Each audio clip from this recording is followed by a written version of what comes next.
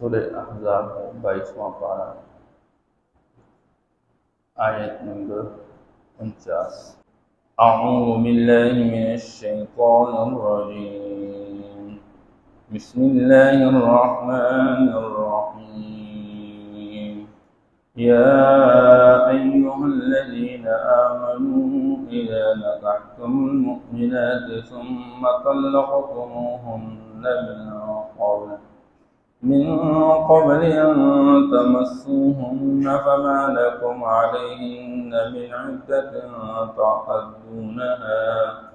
فمتعوهن وسرحوهن سراحا جميلا۔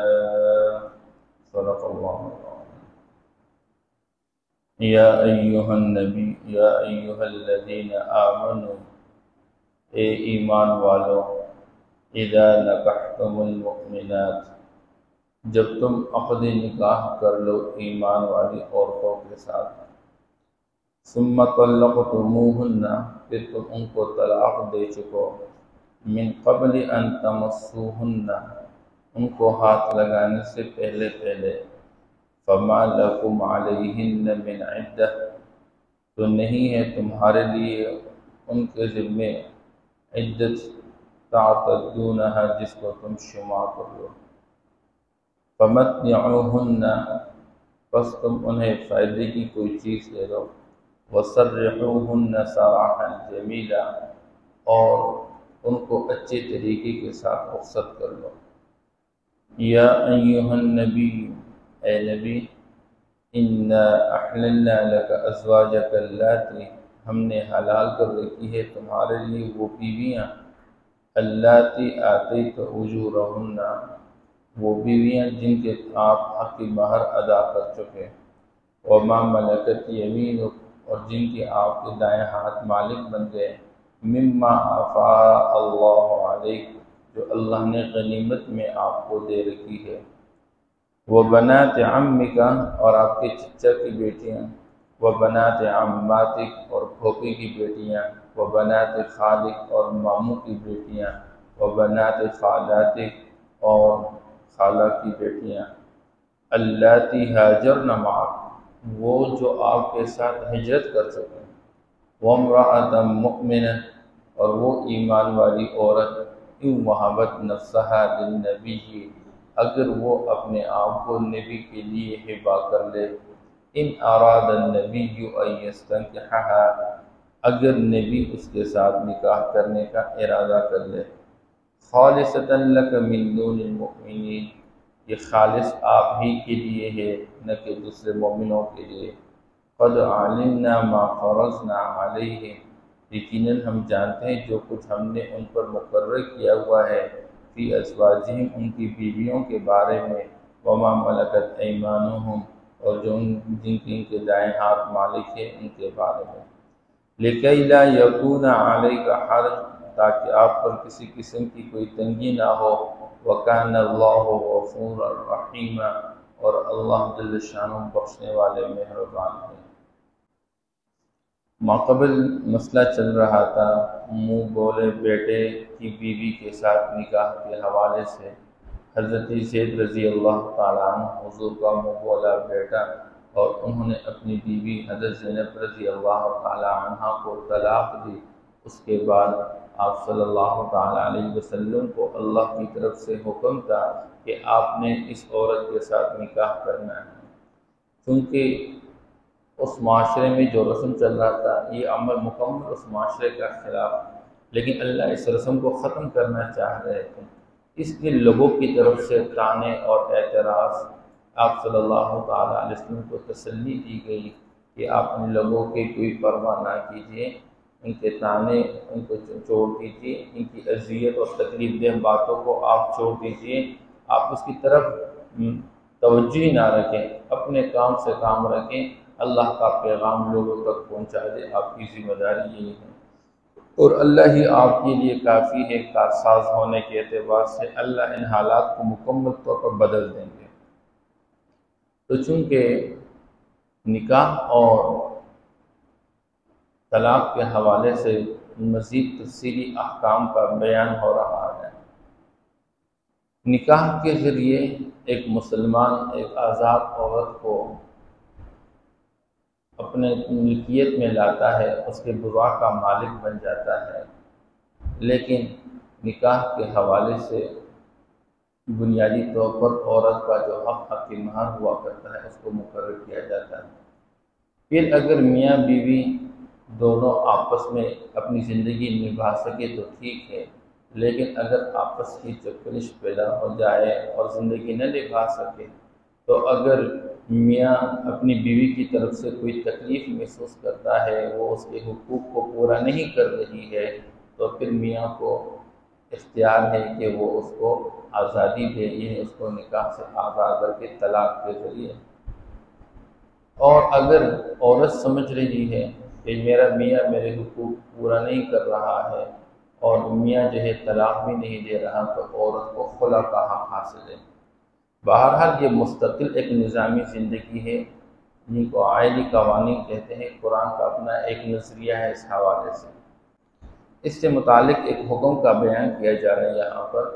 جگہ جگہ مختلف احکام بیان کیے گئے ہیں۔ یا ایھا الذین آمنوا، اے ایمان والو، اذا نکحتم المؤمنات، جب تم عقد نکاح کر چکے کسی ایمان والی عورت کے ساتھ۔ معلوم ہوتا ہے کہ بندہ نکاح میں ترجیحات میں سے جو کہ ترجیح ہے سب سے بڑھ کر وہ ایمان کو رکھے، ایمان والی عورت کے ساتھ نکاح کرنا۔ اس لیے آپ صلی اللہ تعالیٰ علیہ وسلم نے حضرت ابو ہریرہ رضی اللہ عنہ کو فرمایا کہ لوگ نکاح کرتے کسی عورت کے ساتھ تو چار چیزوں میں سے کسی ایک چیز کی وجہ سے، تنکح المرأۃ لأربع، کبھی مال کی وجہ سے نکاح کرتے ہیں، کبھی حسب اور نسب کی وجہ سے نکاح کرتے ہیں، کبھی کسی عورت کے ساتھ اس کی جمال، خوبصورت اور حسن کی وجہ سے نکاح کرتے ہیں، اور کبھی کسی عورت کے ساتھ نکاح اس کی دینداری کی وجہ سے، لدینہا۔ اس لیے فرمایا ابو ہریرہ، دین کو ترجیح دے کر اپنے آپ کو کامیاب کرو۔ اس لیے معلوم ہوتا ہے کہ عورت کے اندر دینداری کو ترجیح دینی چاہیے۔ دینداری اگر ہو تو وہ آپ کے لیے سکون کا باعث بنے گی، اولاد کی تربیت کے لیے بہترین کردار ادا کرے گی۔ اذا نکحتم المؤمنات، اب جب نکاح ہو جاتا ہے اور نکاح کے بعد ثم طلقتموہن، تم ان کو طلاق دے دو، من قبل ان تمسوہن، پہلے اس سے کہ تم ان کو ہاتھ لگاؤ۔ یعنی اگر کہیں پر کسی عورت کے ساتھ کسی مرد کا عقد نکاح ہو چکا، ابھی رخصتی نہیں ہوئی ہے اور رخصتی سے پہلے طلاق کی نوبت آ گئی اور یہ طلاق دینا چاہے،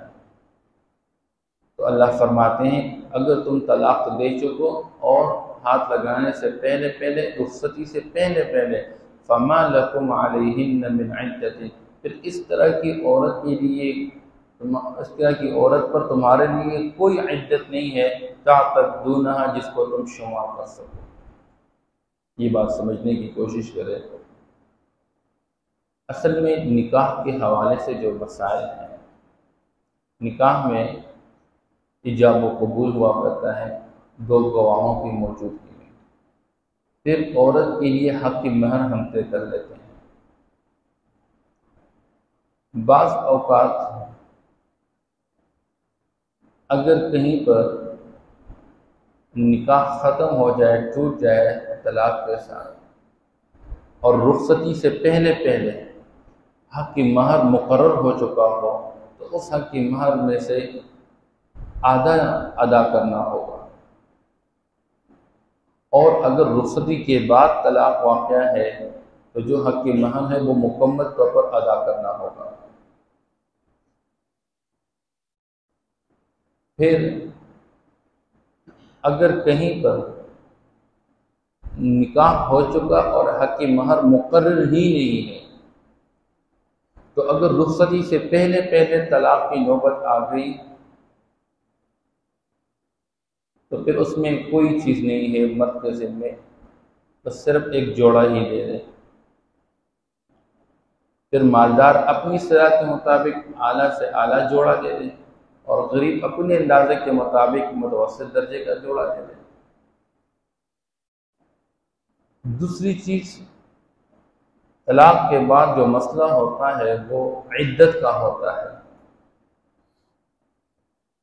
یہ ایک مقررہ وقت ہوتا ہے عورت کے ذمہ شوہر کے لیے، لہذا قرآن نے تفصیل کے ساتھ عدت کا بیان کیا ہوا ہے۔ اگر کوئی عورت ہے وہ کسی مرد کے نکاح میں آئے اور ابھی رخصتی نہیں ہوئی ہے اور رخصتی سے پہلے طلاق ہوئی، تو اس عورت پر کوئی عدت نہیں ہے مرد کے لیے، وہ طلاق کے بعد ڈائریکٹ دوسرے نکاح کرنا چاہے تو کر سکتی ہے کسی دوسرے مرد کے ساتھ۔ اور اگر کوئی عورت ہے اس کا نکاح ہو چکا کسی مرد کے ساتھ، اس کے بعد میاں نے اس کو طلاق دی رخصتی کے بعد، تو رخصتی کے بعد اگر طلاق ہو جائے تو اس عورت کے ذمے مرد کے لیے عدت گزارنی ہے، اور یہ عدت 3 ماہواری ہے۔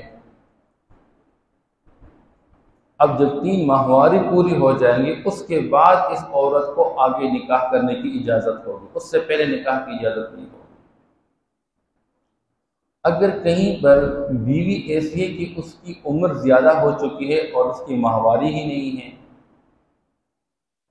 یا اس کی عمر کم ہے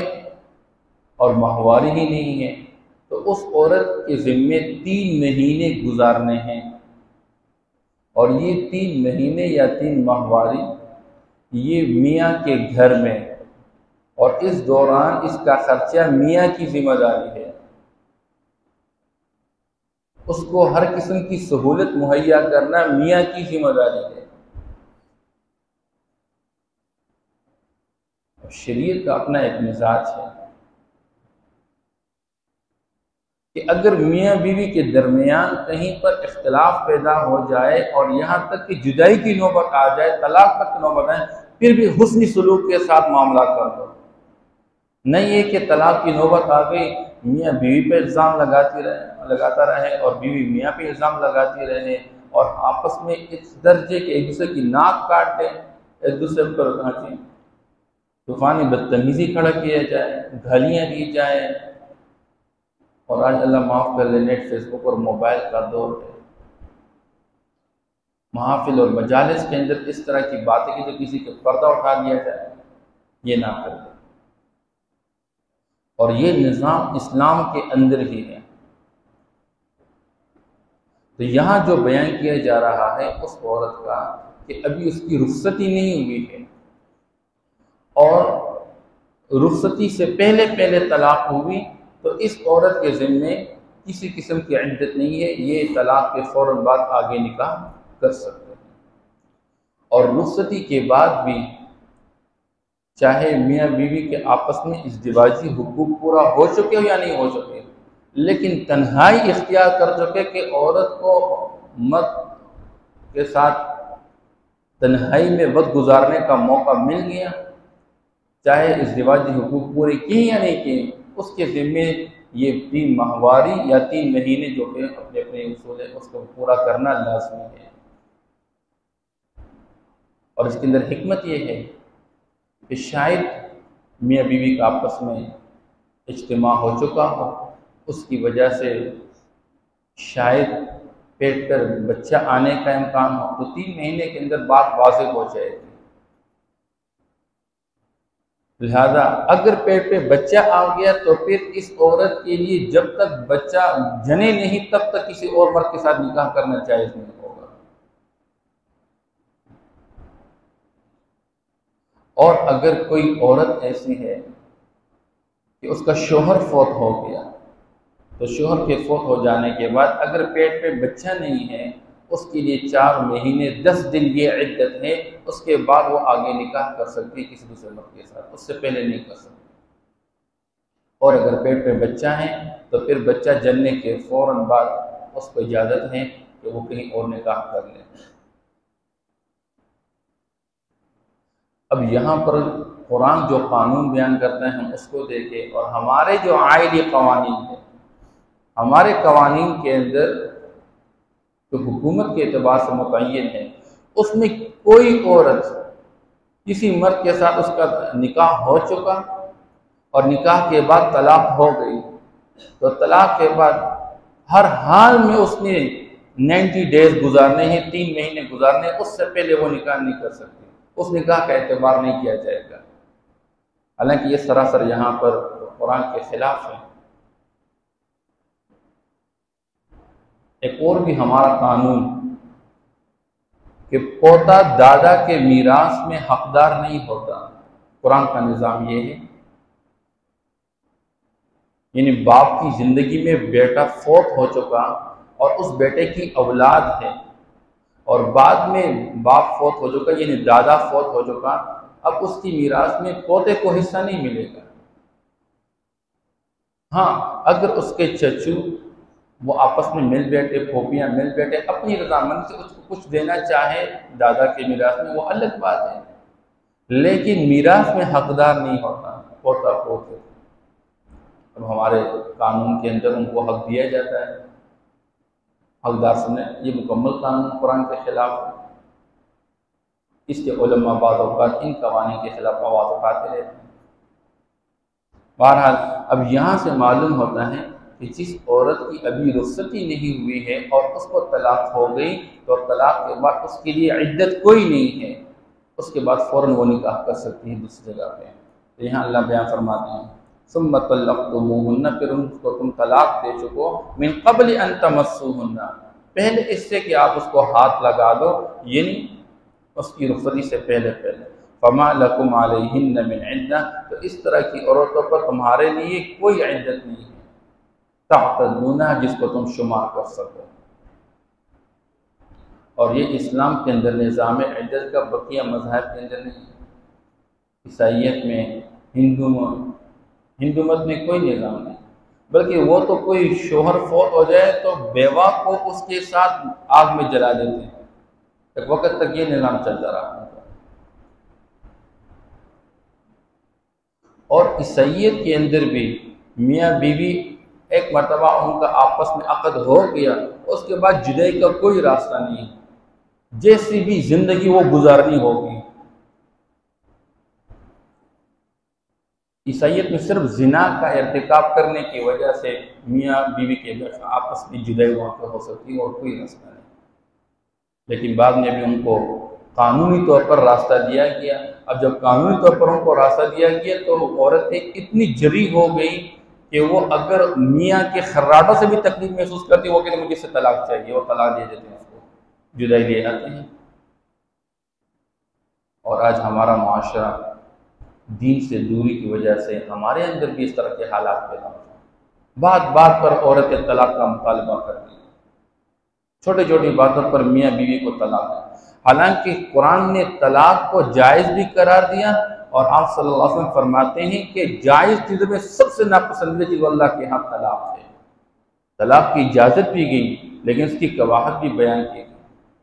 کہ اللہ کے ہاں یہ ممدوح نہیں ہے، مذموم چیزیں، حد درجے کوشش کرو کہ اپنے آپ کو طلاق سے بچا کر، اور اگر آپ نے طلاق دینی بھی ہے تو یاد رکھو فَمَتِّعُوهُنَّ وَسَرِّحُوهُنَّ سَرَاحًا جَمِيلًا، اب اس کو فائدے کی کوئی چیز دے دیں، اگر حق مہر مقرر تھا تو آدھا حق مہر دے دیں، اگر رخصتی سے پہلے طلاق ہے، اور حق مہر مقرر نہیں ہے تو پھر اس کو ایک جوڑا دے دیں، وَسَرِّحُوهُنَّ سَرَاحًا جَمِيلًا، اور اچھے انداز میں اس کو رخصت کر لیں۔ یا ایھا النبی انا احللنا لک ازواجک اللاتی، اس آیت کے اندر آپ صلی اللہ علیہ وسلم کے ساتھ خصوصیت پر اللہ کی طرف سے کچھ احکام ہے، ان کا ذکر کیا جا رہا ہے۔ عام مومنوں کے لیے اللہ نے نکاح میں 4 تک کی گنجائش رکھی ہے، عام مومن مرد 4 عورتوں سے زیادہ کسی عورت کے ساتھ نکاح نہیں کر سکتا، اور اللہ کے رسول کے حق میں اللہ فرماتے ہیں اے نبی ہم نے آپ کے لیے حلال کر رکھی تمہاری بیویاں اللاتي وہ بھی آتیت اجورہن جن کے آپ حق کے مہر ادا کر چکے، یعنی جتنی بیویوں کی آپ حق کے مہر ادا کرتے وہ ساری بیویاں آپ کے لیے جائز ہے، چاہے وہ 4 سے زیادہ کیوں نہ ہو، لیکن یہ حضور کی خصوصیت ہے اور کسی کے لیے۔ وما ملکت یمینک مما افاء اللہ علیک، اور جو عورتیں اللہ نے مال غنیمت کے اندر آپ کے دائیں ہاتھ اس کے مالک بنا رہے، تمہاری جو لونڈیاں وہ بھی آپ کے لیے جائز ہیں۔ وَبَنَاتِ عَمِّكَ وَبَنَاتِ عَمَّاتِكَ، اور آپ کے چچا کی بیٹیاں اور پھوپھی کی بیٹیاں، و بنات خالق و بنات خالات، اور ماموں کی بیٹیاں اور خالاؤں کی بیٹیاں۔ انسان کوشش کرے چچا کی بیٹی کو ترجیح دے، اس کے بعد پھوپھی کی بیٹی، اس کے بعد و بنات خالق ماموں کی بیٹی، اور بنات خالات پھر خالہ کی بیٹیاں۔ ضروری کس ترتیب پر بندہ چلے؟ جہاں پر بندے کو مناسب ملے وہاں پر نکاح کا پیغام دے دے، لیکن اندازہ اس ترتیب سے ہوتا ہے کہ بہترین میں سے یہ ہوتا ہے۔ بہرحال اللاتی ہاجرن معک، لیکن یہ آپ کی چچا اور پھوپھی اور خالہ اور ماموں کی وہ بیٹیاں جو آپ کے ساتھ ہجرت میں شریک ہو چکی ہیں، ان سے آپ نکاح کریں، آپ کے لیے حلال ہے۔ ابھی حضور کی خصوصیت کی کہ جنہوں نے ہجرت نہیں کی، اگرچہ آپ کے قریبی رشتہ دار میں سے ہیں، ان کے ساتھ آپ نکاح نہ کریں۔ اسی علامہ ابن کثیر رحمہ اللہ نے علی رضی اللہ تعالیٰ عنہ کی بہن کے حوالے سے لکھا ہے کہ حضور کا ارادہ یہ تھا کہ اس سے نکاح کر لے، لیکن اس نے ہجرت نہیں کی، اس لیے اس کو منع کیا گیا، اور اس کے اندر اپنے مفاد تھے، کیونکہ جو عورت ہجرت کر لیتی اس کے اندر دین کا شوق اور جذبہ اور اس کے اندر عاجزی اور انکساری ہوتی تھی۔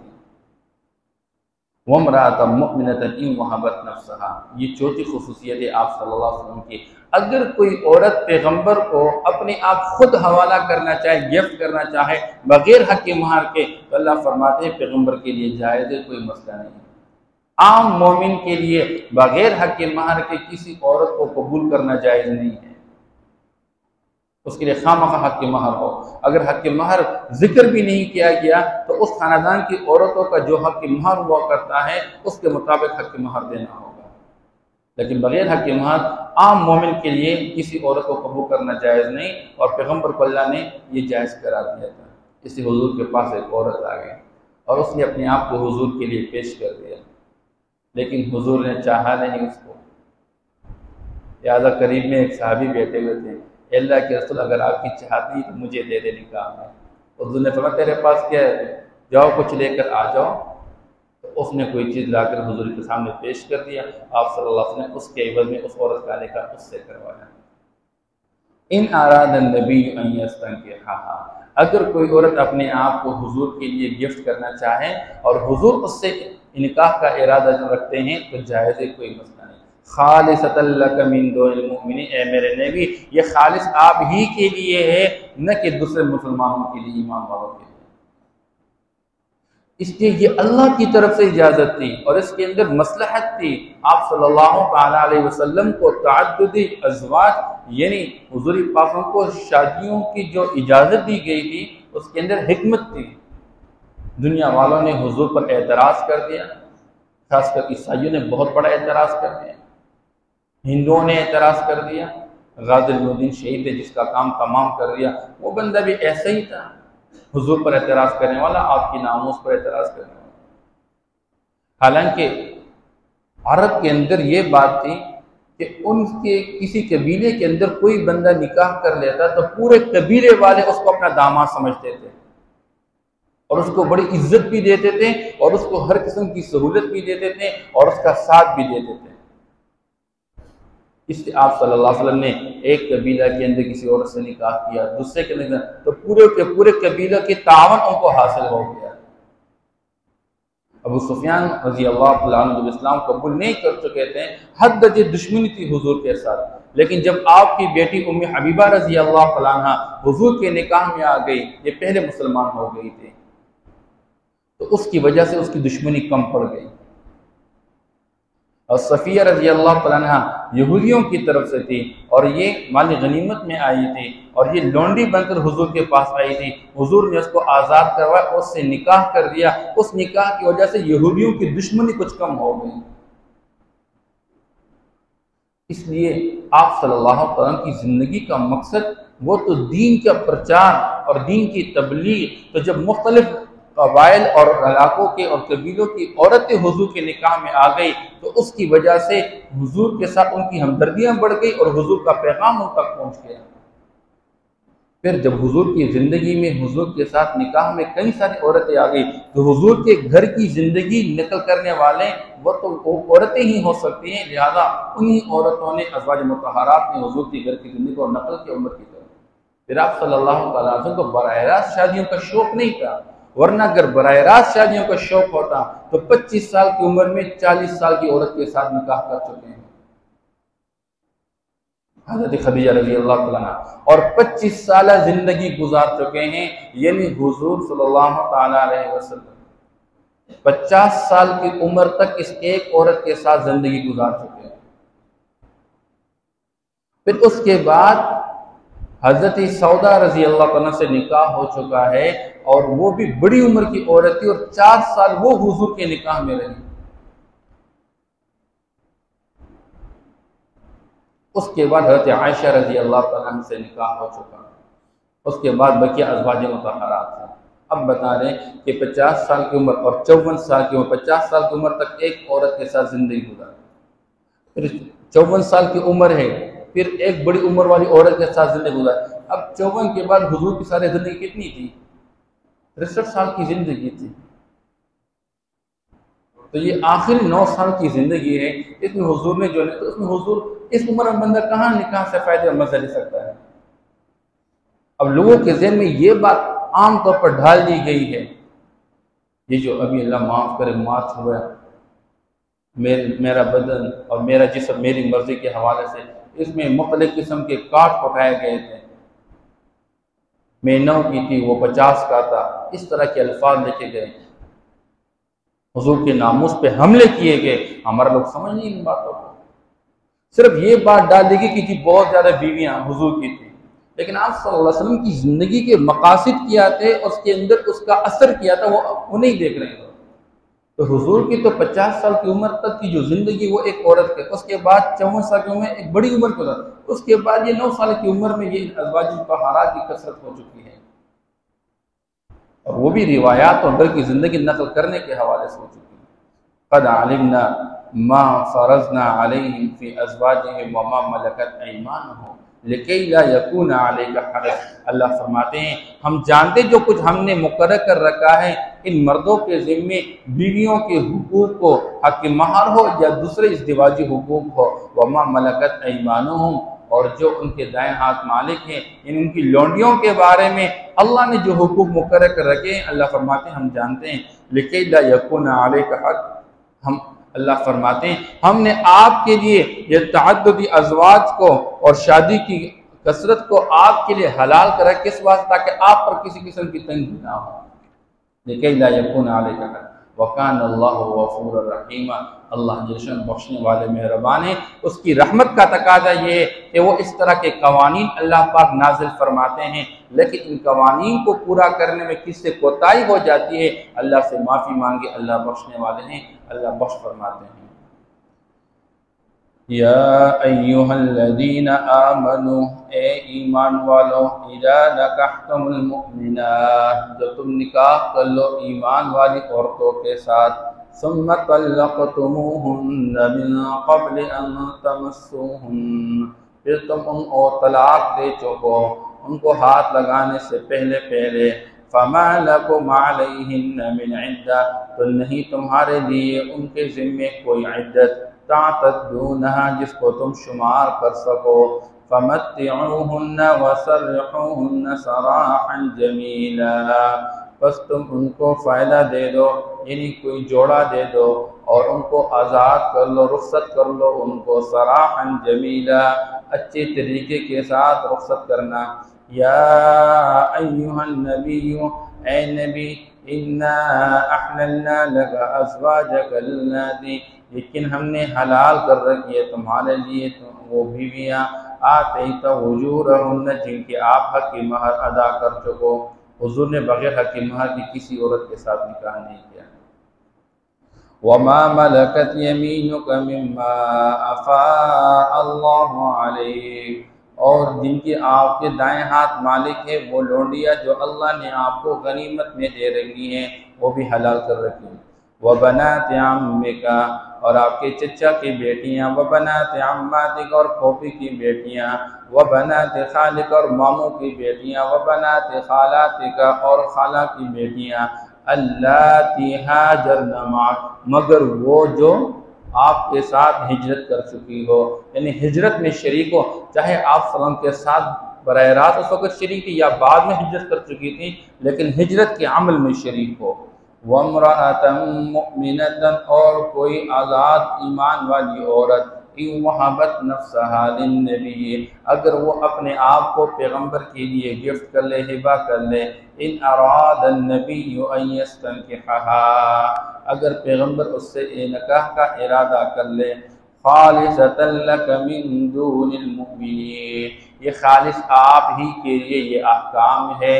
نہ کہ دوسرے ایمان والوں کے لیے، قد علمنا ما فرضنا علیہم فی ازواجہم یقیناً ہم جانتے ہیں وہ جو ہم نے مقرر کیے ان کے ذمہ حقوق ان کی بیویوں کے بارے میں، وما ملکت ایمانہم اور ان لونڈیوں کے بارے میں جن کے ان کے دائیں ہاتھ مالک ہے، لِكَيْ لَا يَكُونَ عَلَيْكَ حَرَجٌ تاکہ آپ پر کسی قسم کی تنگی نہ ہو، وَكَانَ اللَّهُ غَفُورًا رَحِيمًا اور اللہ جل شانہ بخشنے والے مہربان ہے۔ صدق اللہ۔